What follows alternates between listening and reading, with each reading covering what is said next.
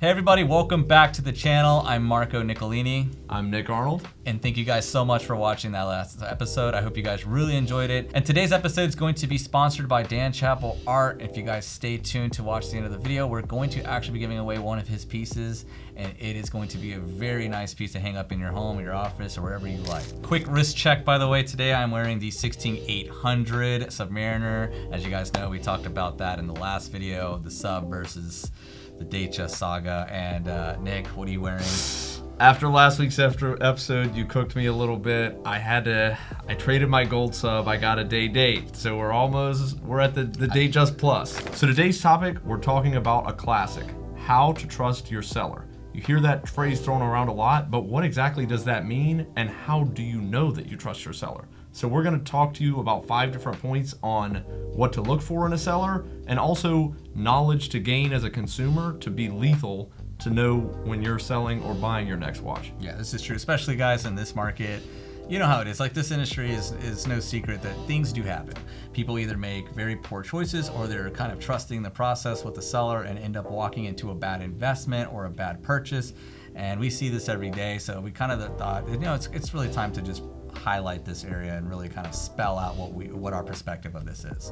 Yeah, we deal with buyers all day long and sellers all day long. So we know what it looks like when we're looking to evaluate a seller or a buyer. What are the red flags and what are the green flags? There are plenty of honest and trustworthy people out there, but there are also plenty of people that you want to avoid. So we're going to give you a few tips along the way to avoid the landmines. Guys, don't be sold on certainties. The biggest thing to take away from that is you don't want to buy from somebody who's promising you a watch is going to go up in value strictly because you're buying it from them, and they can assure you that you're going to make money on this. Watches, at the end of the day, guys, are not investments. We've kind of established this on, and a lot of other dealers and a lot of other channels have also established these are not investments. These are simply commodities that you can trade back and forth. And do they go up in value? Yes. Do they go down in value? Yes. But do we know what they're going to do? Absolutely not. We cannot predict the future. Now, if we're in a bull run, we can pretty much say it's safe to say they will go up short term. But don't ever be sold an idea that your watch will just infinitely go up forever, because that's what a lot of people thought back in 2021 and 2022 when we saw the market really rallying hard.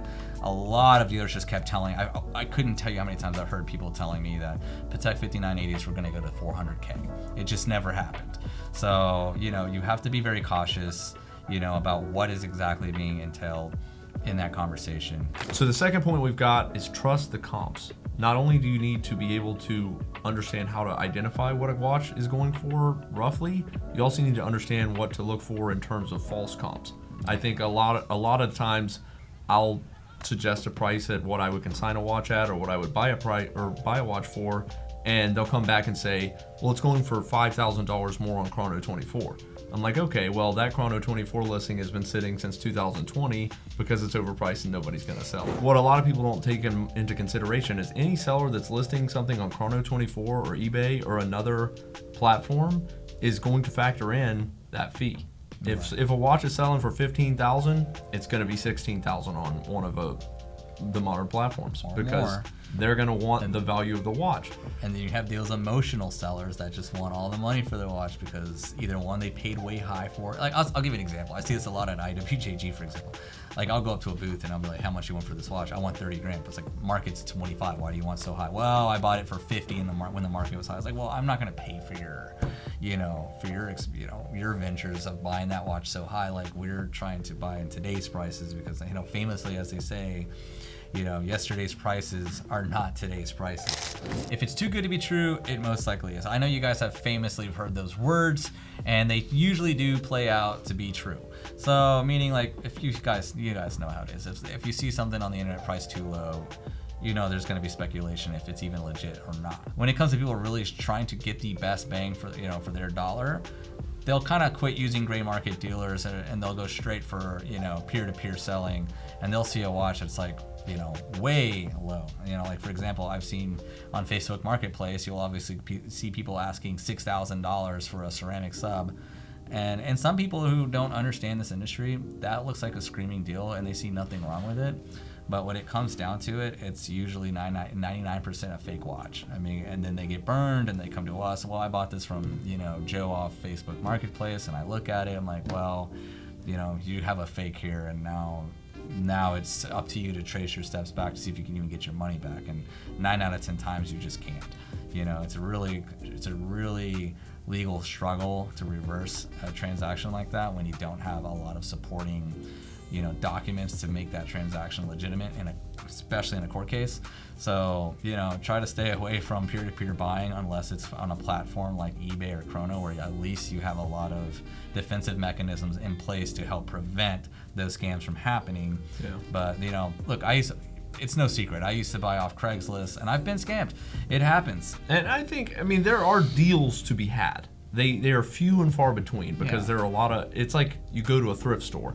Thrift stores back in the day were amazing. There's like nobody were up on them. The internet but is now, the consumers nowadays are so much more educated because of the internet. The internet has now opened the book of what is and what will be. Yeah, so everybody's got their eBay searches. I've got like 20 of them set up for all kinds of different watches. As soon as it pops up, I'm seeing it. Oh, there's still, pawn shops are still in business, right? So, exactly. You know what I mean? So they're still going to get their deal. Next topic is preparing your watch for sale.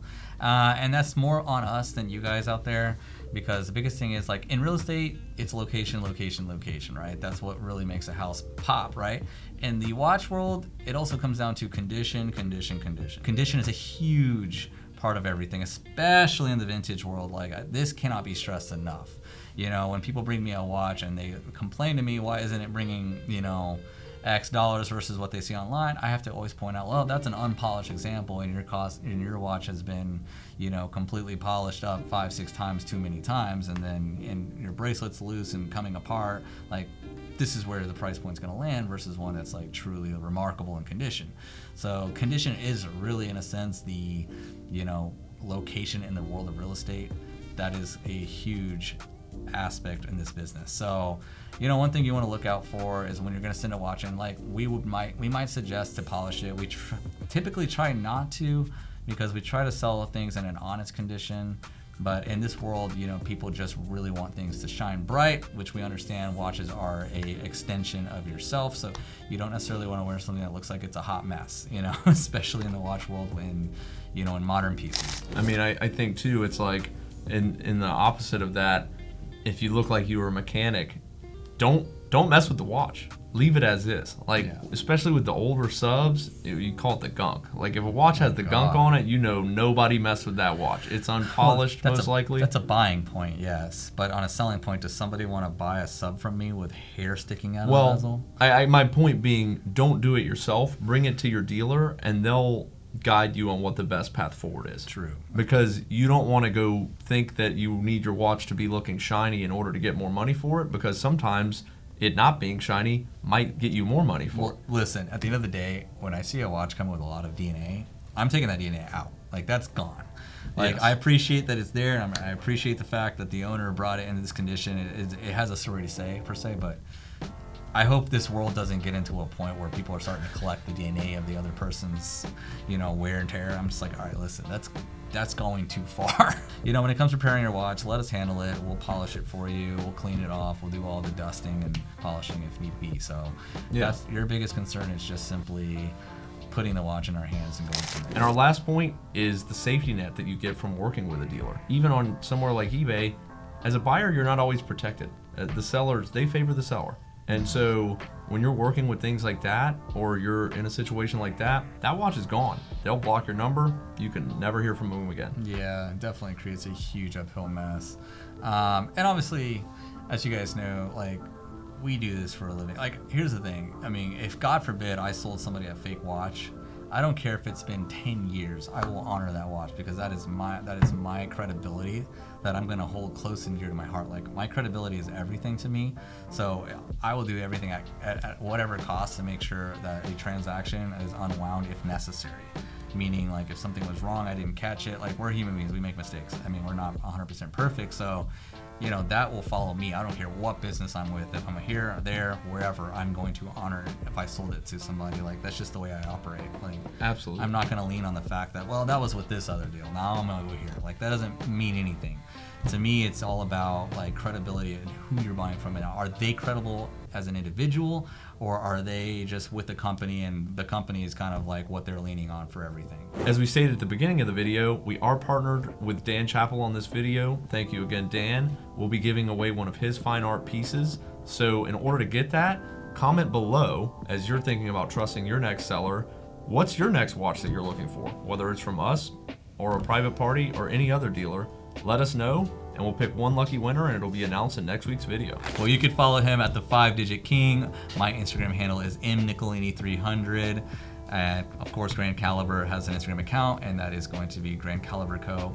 So feel free to follow us. And thanks again for watching this episode. If you like this type of content, don't forget to follow Grand Caliber, like, subscribe, and hit that bell for us. We'll see y'all next week.